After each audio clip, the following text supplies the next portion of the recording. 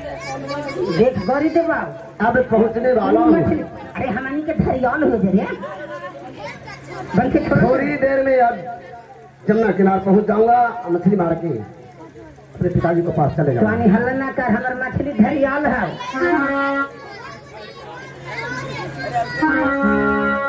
चल मारे ना रे एक ही जगह ही तो लगा हो कि तोरे जे बॉक्स से कौन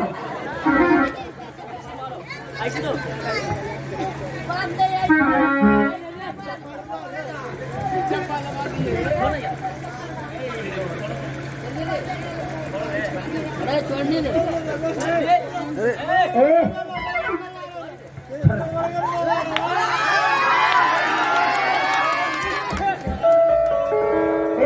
ये बता कहाँ घर उतर है? घर से तुम्हारा क्या मतलब है? घर से एजा हम बोर दे ले ही ऐसी मछली धरियाल है। उन्हें जाकर मारो ऐसा मारेंगे तो क्या है? एजा हम बोर दे ले था एजा घाट बना रही है। कितना सफा के लिए जंगल झड़ रही ये सब है। पूरा नदी तुम्हारा कहाँ है? हमने दोनों बाप बेटा एक जब मारे। ये नदी तुम्हारा है? दोनों बाप बेटा के? नदी हमारा ना है, लेकिन हम एजा साफ के लिए 3 रोज से जैसे मार रही है मछली। हम एक दिन मरबे करेंगे। ये बता कि तू कहनी कि तोर बाप के है नदी है, तोर बाप के है जे तू एजा पर मारनी।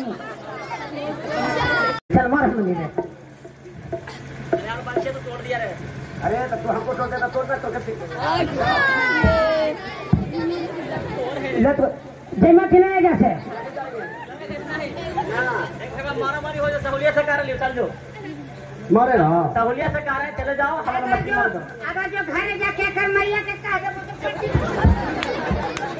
चोरी करेगा रे? चोर मैं तो कर रहा ना। अब चोर मैंने खा लो। नहीं दस आएगा कि नहीं? मछली को इसे मारेगा? बंसी नहीं है तो बंसी ना हम तो या के मारा तेरे फनिए के हीर दे, फनिए के हीर दे। देख हमें मरल मछली में ली हम बेटा देवे दे एक को गुना पर दुआ।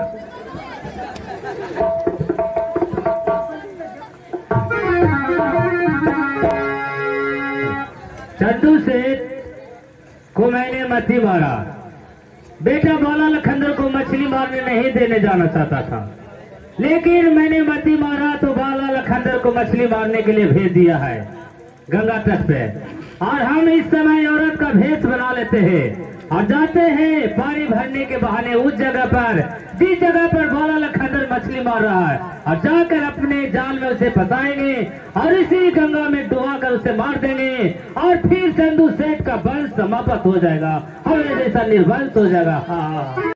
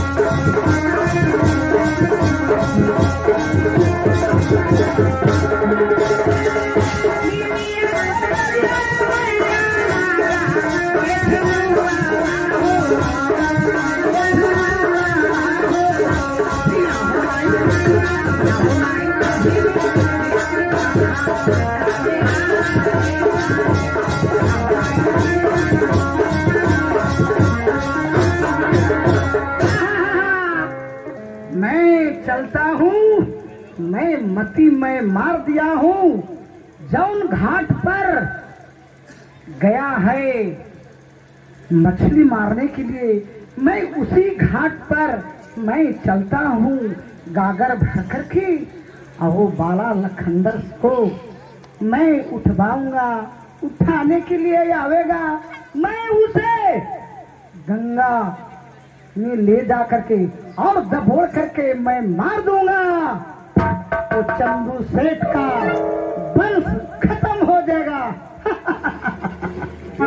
एक सौ राजा एक चोर क्या बुद्धि। देखिए पहले भी देखिए यही भी सर ब्राह्मण है जो धन से जान मारने के लिए बड़ा लखनदर को औरत का भेष धर लिया है। कौन इसे कहेगा कि ब्राह्मण पुरुष है। देखिए मारने के लिए क्या क्या षड्यंत्र पहले से ही होते आया है। आगे भी फिर देखेंगे क्या होता है।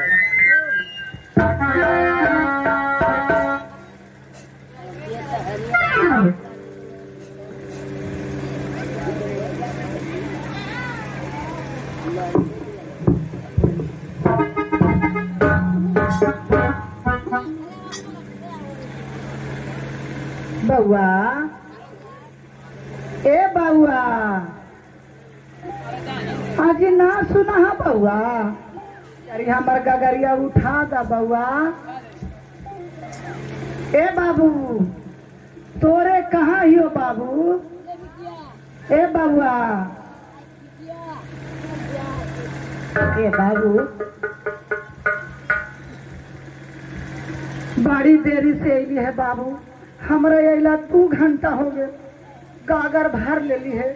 कोई ना हमरा उठवैया जरा उठा दा बाबू। किसी को देखो उठा देगा। हे भगवान मैं का करूं। हे बाबू हम देखली है काहे कि एहिजा पर कोई ना नजर पड़ा है बाबू। हमरा 2 घंटा अला हो गए है। हमरा से ना उठल करा है बाबू। जरा उठा दा राजा। अरे हमको मछली टुनका रहा है, नहीं उठा देंगे। किसी से उठा लो। ये गंगा घाट पर गंगा जी में ढेर मछली हो बाबू। दर्शन उठा दा बाबू। सुनो, नारी जाति को गागर उठाना मैं नहीं चाहता हूँ। काहे बाबू। इसलिए कि नारी जाति जाल में फंसाना चाहती है, इसीलिए मैं गागर नहीं उठाऊंगा। किसी से उठवा लो। बाबू सुना बाबू हम वैसा ना ही हमारा वैसा ना तू समझिया बाबू। अच्छा तू ये बात बता बाबू तू केकर बेटा है। अरे इससे मतलब तुम्हारा क्या है।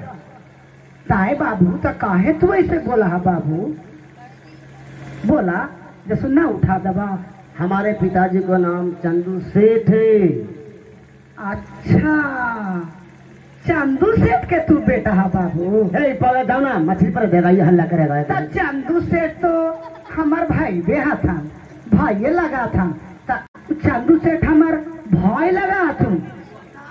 चंदू सेठ के हाँ भाई लगा, मैं भतीजा लगा। चलो किसी से उठवा लो। बेटा उठा दे बेटा। हमार बेटा घर में रोक कर रहो बेटा। जरी उठा दा बाबू। हम मछली पर नहीं देगा जब तक रहेगा, जब तक मछली पर भी नहीं करेगा। हल्ला करेगा तो पड़ेगा। हाय हाय हाय हाय बेटा जरी उठा दे बाबू। ए काहे कि हमार भाई के उठा दे बाबू। ये जब तक रहेगा जब तक मछली पड़ेगा। उठा दा बाबू। बड़ी बड़ी नाम है तो बाबू। अच्छा ठीक है। आवा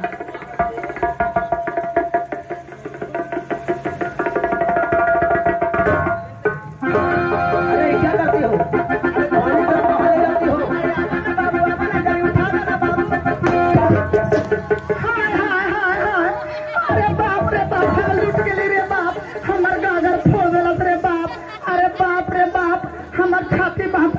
रे बाप।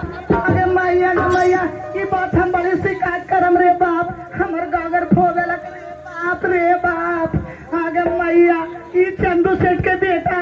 अरे बाप रे बाप बड़ी खतरनाक है रे बाप। हम गली उठावे लगी। अब देख आगे। अरे आगे धन पकड़िया। अरे बाप आगे कौन लोगे हम बर्बाद हो गई रे बाप। आगे मैया बड़ी खराब है रे बाप। हमरा बाह धर लेके अब बढ़िया धर करके वैसे दिल का करे। हम कली उठाओ जो हमार गगरिया फोड़ दिल का। हमरा छाती बा हमरा सांप पकड़ लग रे बाप। मैया एक बहने मैया की मछली मरे। आगे मैया हम ना जाना हली रे बाप की ऐसा नहीं। ये बुतरू है रे बाप। चंदुआ के बेटा बा रे बाप रे बाप। बड़ी खराब है रे बाप। आगे चुप रह गे। आगे मैया हाँ बड़ी हल्ला करवाई रे बाप। धर पकड़ लिया फुआ चुप लगे चुप चुप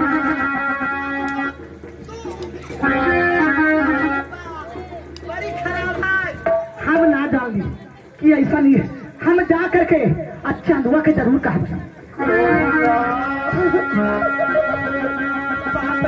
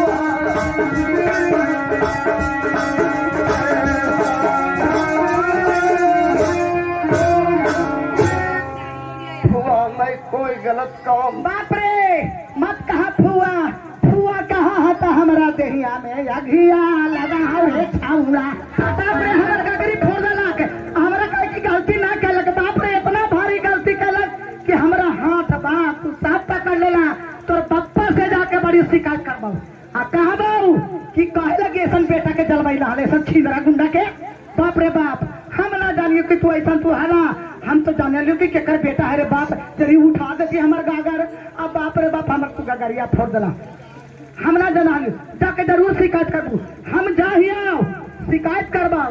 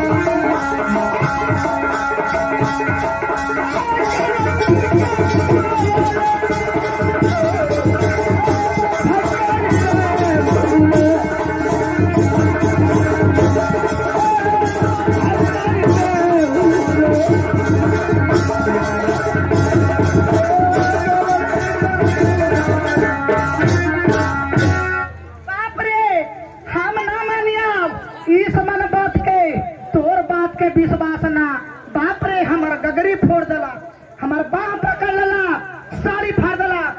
ये बात हम जरूर जाके कहबो, कह के हम रहबो कि ऐसा बेटा के कहे लगी चल मैंने छिमरा गुंडा के जाइयो कहे लगी तोर पप्पा के। आदरणीय श्रोतागण, अभी अभी दृश्य को देखे हैं जो वास्तव में नहीं गागर बड़ा लखंदर थोड़ा है और नहीं बिसर ब्राह्मण। बिसर तो तिरकर जमुना में दुआने के लिए मारने के लिए ले जा रहा था बड़ा लखंदर को, लेकिन गंगा माए सब देख रहे थे। गंगा माए अपनी महिमा से गागर को छोड़ दिया ताकि फिर जमुना में ले जाने का समय नहीं रहेगा। देखिए हड़बड़ाकर बिसर ब्राह्मण ने कहा कि तेरे बाप से मैं लुतरी खाऊंगा। वास्तव में लुतरी खाने के लिए चली गई। अब देखिए गंगा जी इस बात को देख रहे हैं और गंगा जी भी आपको सामने आकर बाला लखंदर से बातें करेंगे।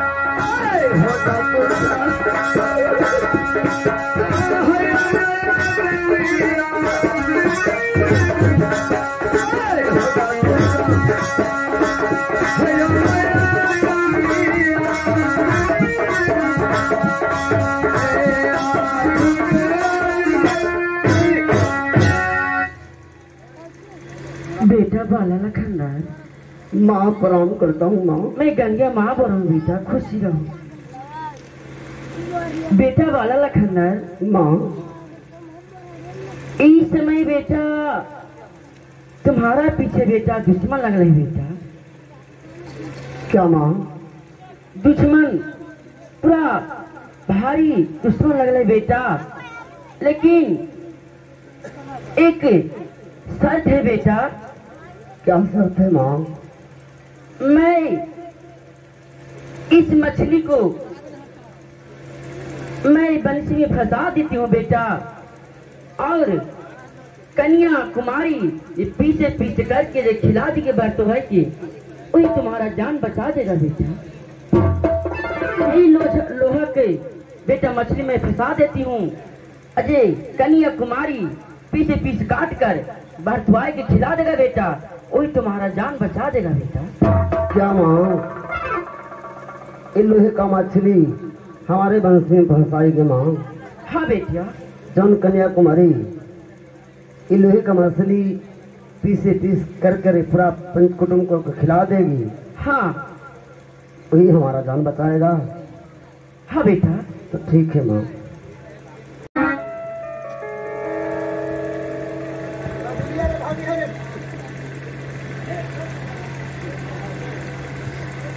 ये माँ गंगिया ने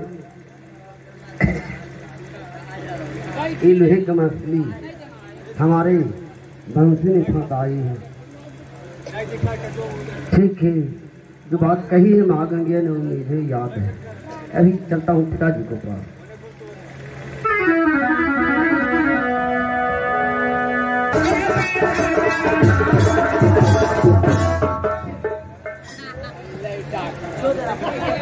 बाप रे बाप, मर गई हम, हमारी इज्जत बर्बाद कर दिला। अरे बाप, तुम तो रोके आ रहे तेरे का। बाप रे आगे मैया हम ना बचब रे बाप। आगे मैया हम मर गई, मिट गई। हमारी इज्जत बर्बाद कर दिलक। अरे अरे अरे अरे हट, कौची लोग है? कौची हो ना? कहाँ गेल चंदू? चंदू कहाँ गेला? बाप रे बाप, ओकर बेटा बड़ी हमारा साथ में नाजात के लखे तोरा से ना कबू। ओकर बापा के कहा बाय? अरे पगलो आ गए है। पगलैली है ना, तोहनी पगलाली। कौची लोग ना मलिक जी, अरे ने अब एगो हंगामा हो। बाप रे बाप, कौची कौची बोलना बोला चाहिए रे बाप। अरे क्या बात है रे? कहले कि चंदुआ का निकलो, चंदुआ का चलो ये कोरे मोर रहलो है। अरे बना चंदू से प्रणाम। खुशी हो, खुशी बाप हो। रे बाप, तोहर बेटा गेलो हाल गंगा किनार पर मछली मारे लगी, समझला ना? तोहर कैसे अरे! तू बेटा जलबैला हम? क्या ये क्या है? आप शराब बोल रही है? अब कहाँ से कर?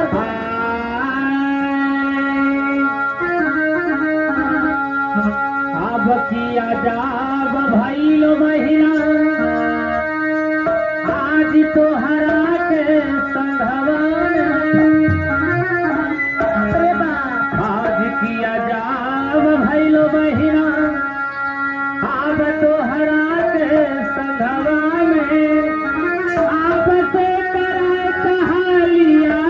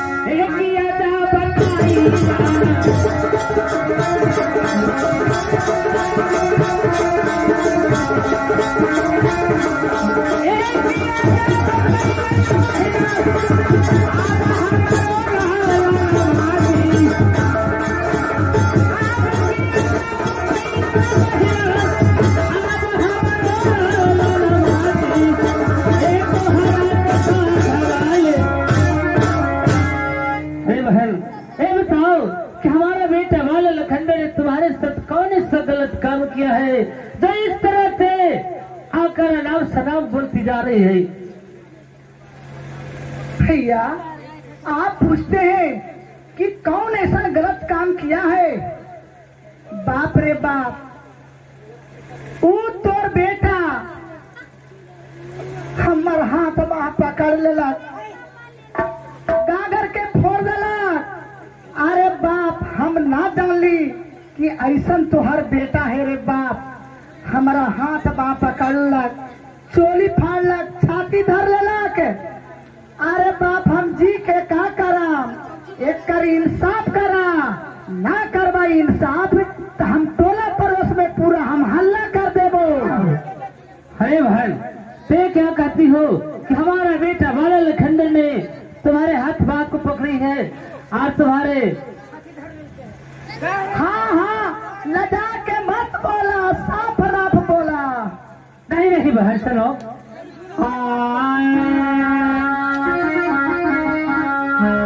आज झूठिया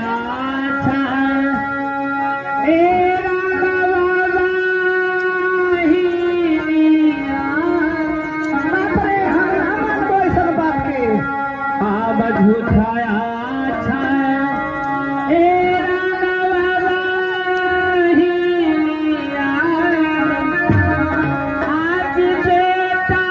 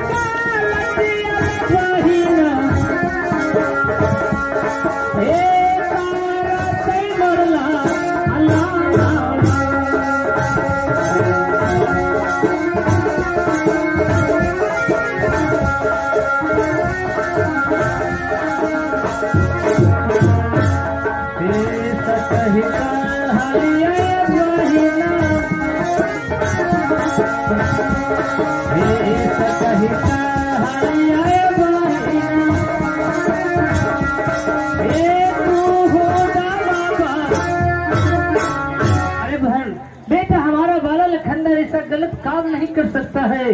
कहो कि ये सब बात झूठ है। बाप रे बाप, कैसन बेटा के काहे कैसन बेटा हमर ना हो वाला है मालिक जी बाप रे बाप। जरी सा बात ना है, जरी सा बात ना हो। आज एकरा साथ कैल के बिहानाओ कोई के साथ करता है। के बात हो अगर महाराज इसलिए इसको न्याय चाहिए, न्याय चाहिए न कोई हल्ला कर दे तो। हम आज तक ना हमारा नाम है धन फोकनिया, हम आज तक ना तोरा से गलती बात बोली है। बाप रे बाप, ऐसा बेटा रहना मुश्किल है रे बाप। आज हमारा साथ में कलक बिहान टोला पर उसने करा तो तोहरा इज्जत रहा तो मुंह में कारिख लेत रे बाप। बेचारी सब दा हमरा बेचारी आज तक नजर उठा के केकरो ना देखे, ना देखे। देखा है ये है, इसलिए इसको हिसाब चाहिए महाराज, हिसाब कीजिए। सब चाहिए।